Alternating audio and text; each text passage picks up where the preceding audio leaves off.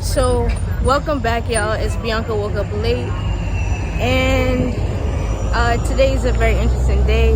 I'm out in New York City, and we just had an incident on the subway earlier this morning.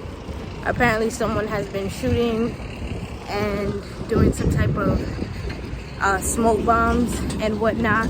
I made a video a few weeks ago on the channel about how New York City is falling apart, and this is just one more sign of the whole thing crumbling.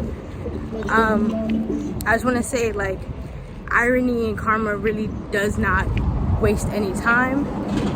Our mayor, Eric Adams, who's been forcing us to go back to the office, just earlier this week announced that he has COVID. And I feel like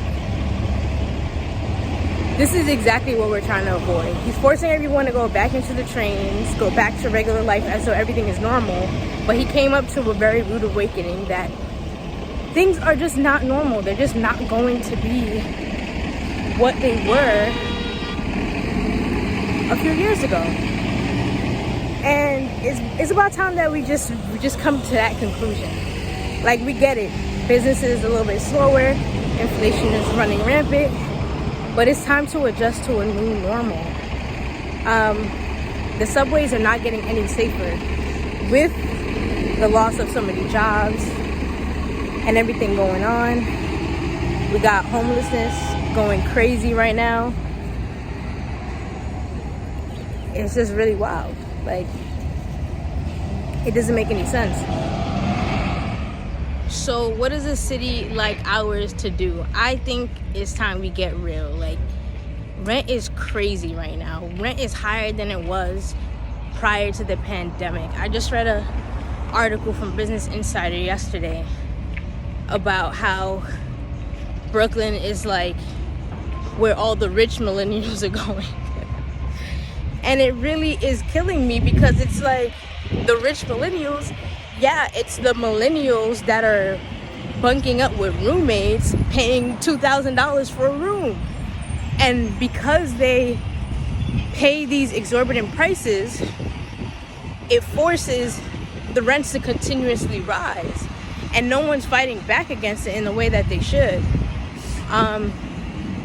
So yeah, what happened today is pretty tragic, but it's one of the things that could have been avoided. And one of the things that came up in the investigations, because obviously New York City has a lot of cameras. We all know New York City is very heavily surveillanced. But of course, the MTA announced that they didn't have footage because the camera wasn't working. So what is it exactly that we're paying for?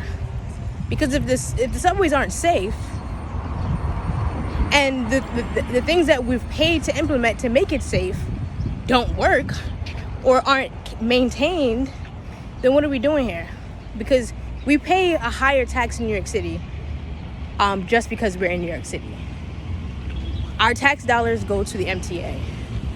And on top of our tax dollars going to the MTA, we also pay for the MTA.